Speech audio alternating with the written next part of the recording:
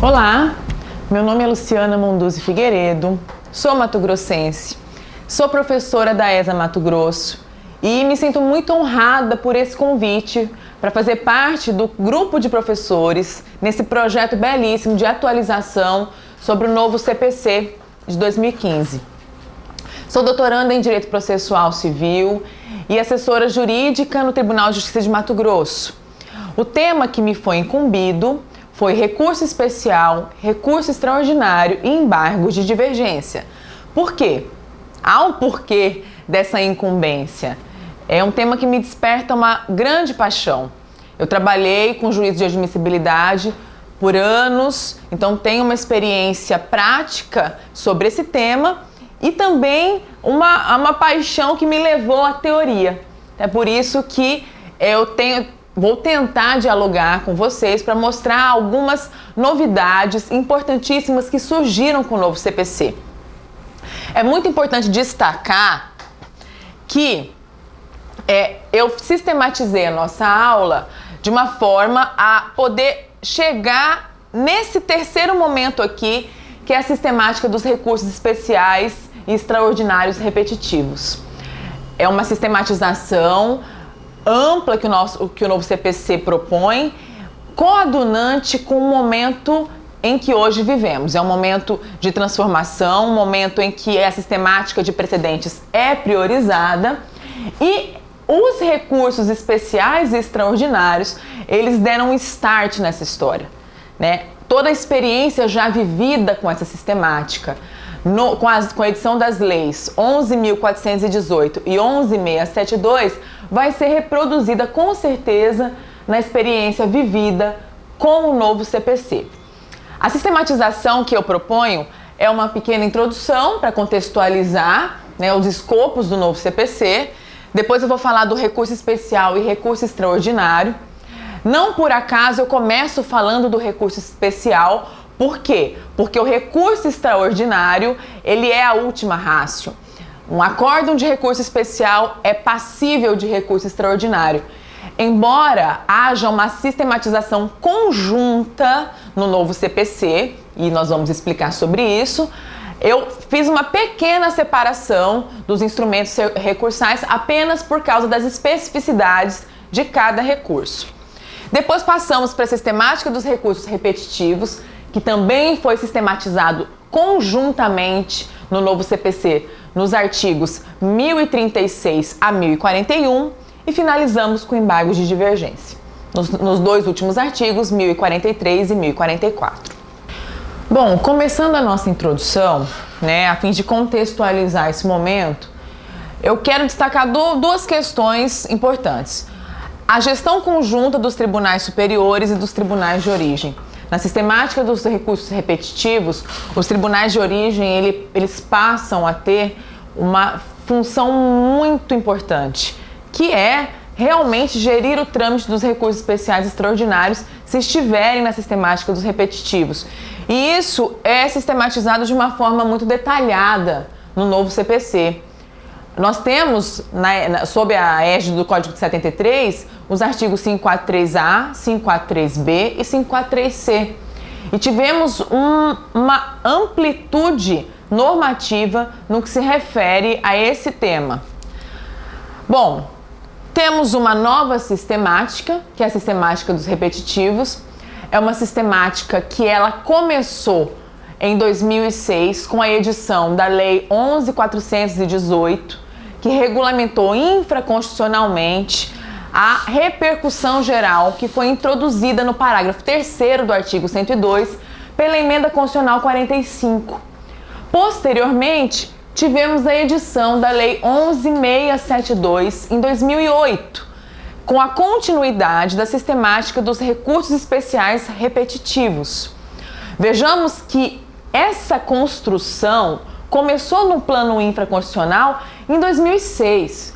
Nós estamos em 2015 e eu posso assegurar a vocês que é uma sistemática que está em contínua construção. Isso vai continuar com o CPC o ano que vem, em 2006. Nós não podemos nos iludir que, a partir da entrada em vigor em março do novo Código de Processo Civil, que a sistemática ela estará já pronta para plena aplicação.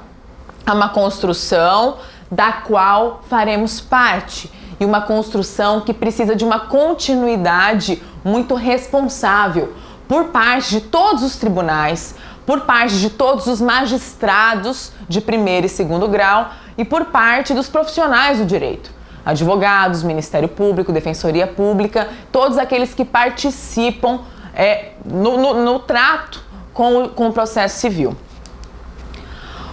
Sabemos que os escopos do CPC de 2015, e isso é muito forte na leitura do CPC, e eu acho muito bonito, na minha pessoal visão, temos 3 grandes escopos. É a sistematização de um sistema de precedentes, malgrado esse tema desperte realmente posições antagônicas, nós percebemos combatentes e entusiastas sobre esse tema. Aqueles que defendem o sistema de precedentes, defendem porque conferem segurança, celeridade, isonomia e, portanto, adaptabilidade e previsibilidade. Aqueles que combatem o sistema de precedentes entendem que ele corrobora um triste engessamento do sistema jurídico brasileiro. A verdade é que nós temos um sistema já está normatizado no novo código e participaremos dessa construção não apenas no plano dos tribunais superiores como formadores, mas no plano de todos os órgãos do Poder Judiciário como formadores e como aplicadores dos precedentes. Percebemos também no novo CPC um nítido respeito ao contraditório, ao princípio constitucional do contraditório. Hoje o magistrado ele não pode mais julgar ou reconhecer, ainda que possivelmente de ofício, sem abrir a via para ouvir a outra parte, a parte interessada. Isso também denota um respeito ao modelo constitucional do processo civil. E, finalmente, o que é realmente de grande destaque é que o novo código objetiva resolver o conflito, considerando o caráter instrumental do processo civil. O objetivo do processo é instrumentalizar a resolução de uma controvérsia.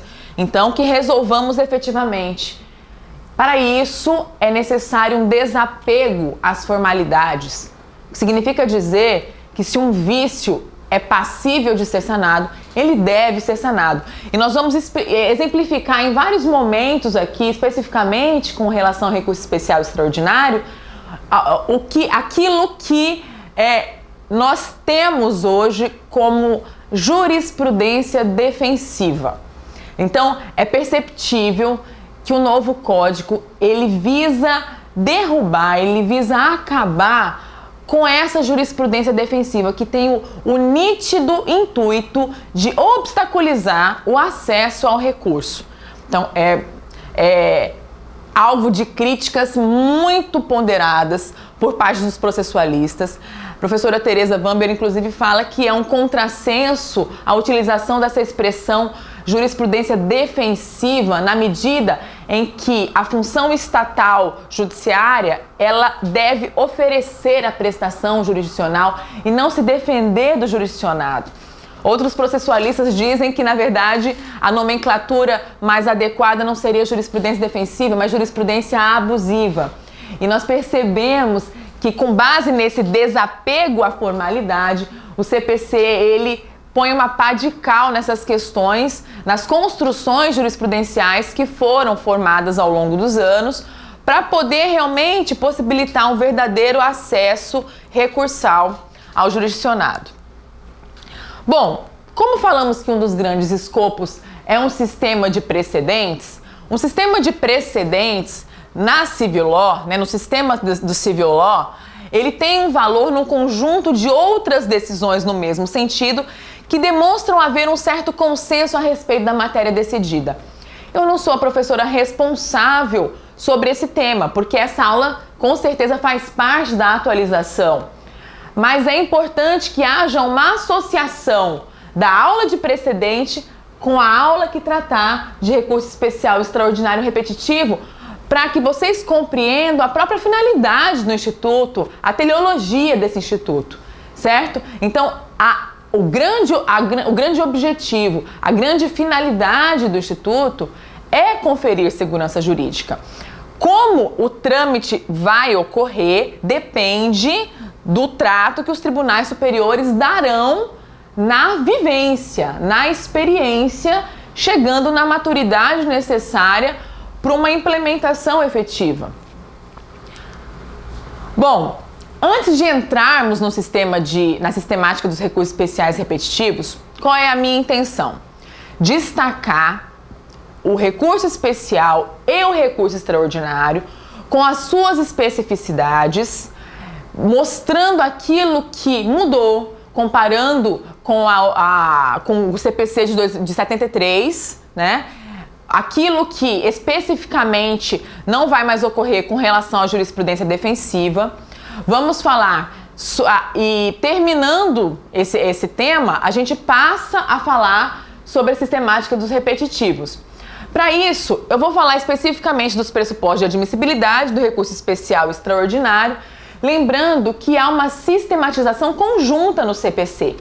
A sistematização ela começa no artigo 1029 até o artigo 1035. Nesse momento, o CPC inova, porque não há uma separação do recurso extraordinário e do recurso especial. Há um trato conjunto, até por causa das peculiaridades.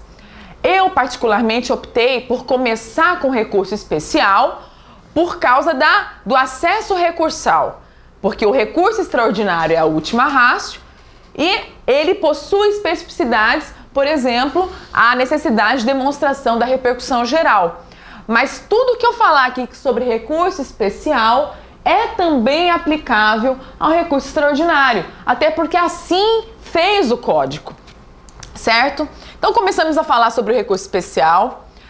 O recurso especial, na verdade, a exemplo do recurso extraordinário, eles não têm uma hipótese de cabimento específica no CPC. Por quê? Porque a hipótese de cabimento do recurso especial e do recurso extraordinário estão na Constituição. Por causa disso, o artigo 1029 do novo Código remete ao texto constitucional as hipóteses, os permissivos que contemplam as possibilidades de interposição de um recurso especial e de um recurso extraordinário. O artigo 105, inciso 3º, diz que compete ao Superior Tribunal de Justiça julgar em recurso especial as causas decididas em única ou última instância pelos tribunais regionais federais, pelos tribunais dos estados, do Distrito Federal e territórios. Então é importante essa expressão causa decidida, porque a causa realmente ela deve ter a necessidade de um esgotamento de instância, e também é importante que há um requisito específico aqui com matriz constitucional, que é o pré-questionamento, é a necessidade da discussão daquele tema no corpo do acórdão. Veremos isso mais detalhadamente daqui a pouquinho. Quais são os 3 permissivos para um recurso especial? Quando a decisão recorrida contrariar tratado ou lei federal ou negar-lhes vigência, julgar válido ato de governo local contestado em face de lei federal, ou der à lei federal interpretação divergente da que lhe haja atribuído outro tribunal. Essas são as hipóteses de cabimento de um recurso especial. E, como já falado, os artigos 1029 a 1035 regulam o trâmite dos recursos excepcionais. Quando a Constituição estabelece que compete ao STJ julgar as causas decididas pelos tribunais, ele especifica no primeiro momento que aquela causa, ela realmente deve ter sido julgada por um órgão de segundo grau, ou seja, TJ ou TRF, diferentemente de um recurso extraordinário, que veremos daqui a pouco também, que não limita uma decisão proferida por tribunal, possibilitando, portanto, o acesso das decisões proferidas pelas turmas recursais. E estabelece o quê? Quando coloca essa expressão causas decididas? Esgotamento das vias ordinárias e o requisito do pré-questionamento. Ou seja, para se interpor um recurso especial, todos os recursos cabíveis na esfera ordinária devem ser interpostos. Não se trata de uma opção, eles necessariamente devem ser interpostos. Hoje, no Código de 73, nós temos várias espécies recursais que são cabíveis antes do ajuizamento, aliás, da interposição, melhor dizendo, da interposição de um recurso especial. Nós temos prolatado o acórdão, por exemplo, numa apelação, nós temos a possibilidade, se houver um dos vícios dispostos no artigo 535, embargos de declaração, temos a possibilidade de embargos infringentes no artigo 530 para poder viabilizar um recurso especial. Com a exclusão dos embargos divergentes no novo CPC, isso muda um pouquinho de figura, como veremos. E o requisito do pré-questionamento, o que é esse requisito do pré-questionamento? O requisito do pré-questionamento nada mais é do que a discussão da matéria jurídica no corpo do acórdão. Isso, em termos práticos, é isso. É a discussão do tema, a abordagem do tema no corpo do acórdão, para que o Tribunal Superior possa confirmar ou infirmar aquela matéria que foi decidida. O Tribunal Superior, ele não pode revolver fatos a teor do que estabelece a súmula 7 do STJ e 279 do STF. Então, a premissa fática e a premissa jurídica analisada pelo STF ou pelo STJ necessariamente deve estar estabelecida no acórdão. Isso é um pressuposto específico dos recursos excepcionais. Isso não muda com o novo CPC. Por que não muda com o novo CPC? Porque a matriz constitucional é que estabelece esse requisito. Então, para questionamento, quando falamos em causa decidida, ele deve ser observado, né, para se viabilizar o acesso a um recurso especial e a um recurso extraordinário. Bom, com uma novidade bastante relevante com o novo CPC agora em 2015. Houve a exclusão dos embargos infringentes, então quando a gente fala em esgotamento de vias ordinárias, nós não precisamos mais falar de embargos infringentes. Não há mais a necessidade de opor embargos infringentes. Ainda que, sob a égide do novo Código, todos os recursos cabíveis devem ser esgotados, o que não inclui mais os embargos infringentes. Agora, com relação ao direito intertemporal, um adendo importante aqui. Qual é o meu parâmetro, né, para saber se eu devo ou não devo opor embargos infringentes já na vigência do novo Código? Então, aqui nesse caso, prevalece a teoria do direito adquirido recursal, do direito recursal adquirido, que significa que no momento da prolação, é o momento da prolação da decisão recorrida que estabelece a necessidade ou não de interposição recursal, que estabelece o cabimento ou não daquele recurso. Então, se uma decisão foi proferida antes da vigência do novo Código, em março do ano que vem, se isso acontecer, o meu parâmetro é o momento da prolação.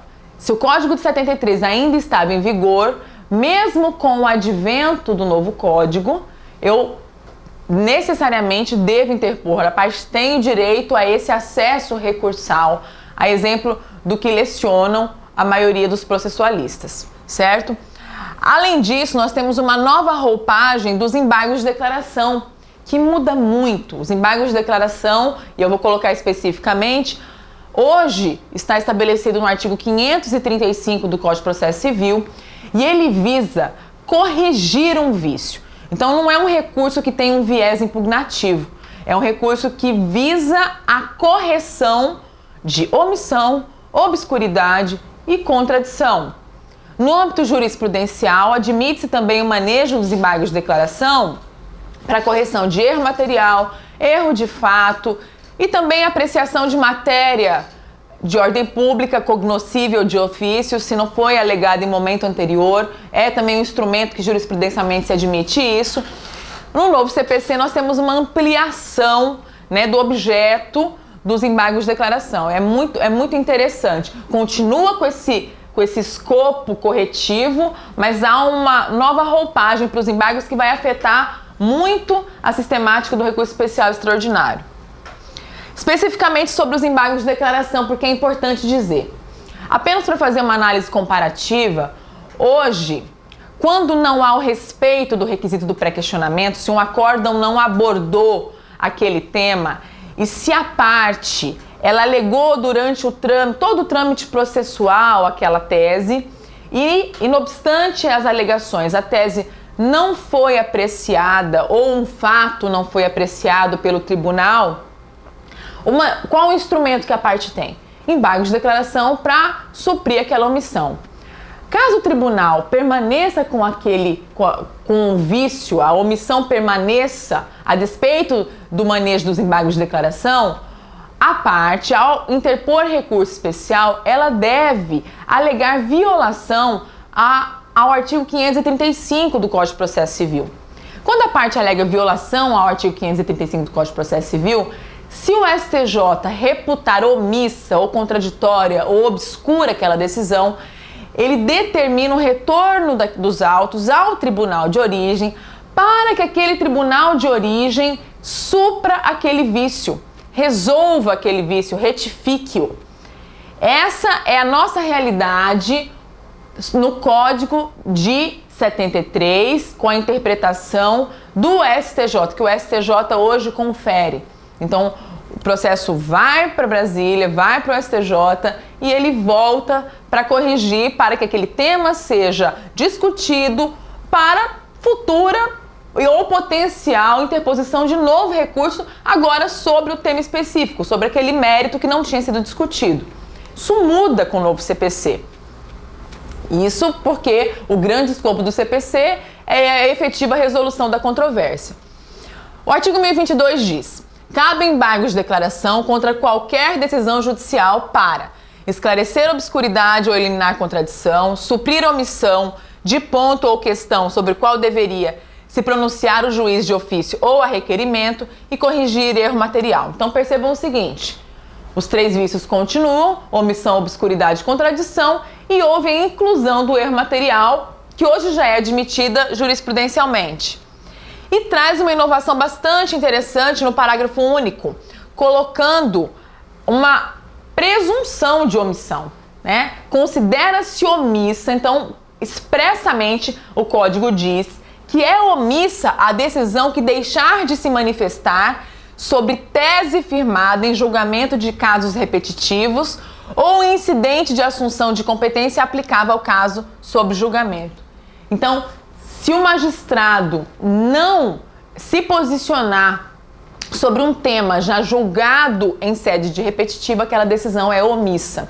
Então, uma inovação bastante relevante. E também, isso é importante frisar, o artigo 1025 diz o seguinte: consideram-se incluídos no acórdão os elementos que o embargante suscitou para fins de pré-questionamento, ainda que os embargos de declaração sejam inadmitidos ou rejeitados, caso o Tribunal Superior considere existentes erro, omissão, contradição ou obscuridade. Inovação relevantíssima. Por quê? Porque o Código fala o seguinte: se o STJ ou o STF reputarem aquela decisão omissa, contraditória ou obscura, não há necessidade de retorno dos autos para o tribunal de origem. Ele considerará aquele tema, ele será apreciado pelo tribunal, ele vai falar, caso o Tribunal Superior considere existente o erro, omissão, contradição ou obscuridade, o Tribunal Superior considerará aquele tema incluído no acórdão. Então é uma inovação muito relevante que condiz com o objetivo do Código, que é celeridade e efetividade de resolução da controvérsia. Então, sempre numa duração razoável do processo, nos termos do artigo 5º, inciso 78. Outra inovação muito importante do CPC diz respeito à súmula 320 que nós temos hoje, que é a questão federal somente ventilada no voto vencido, não atende ao requisito do pré-questionamento. Perceba que eu ainda estou falando de pré-questionamento que está inserido no cabimento do recurso especial. O CPC de 2015 fala o seguinte, no artigo 941, parágrafo 3º, o voto vencido será necessariamente declarado e considerado parte integrante do acórdão para todos os fins legais, especificamente para o pré-questionamento. Resumo, o que acontece hoje?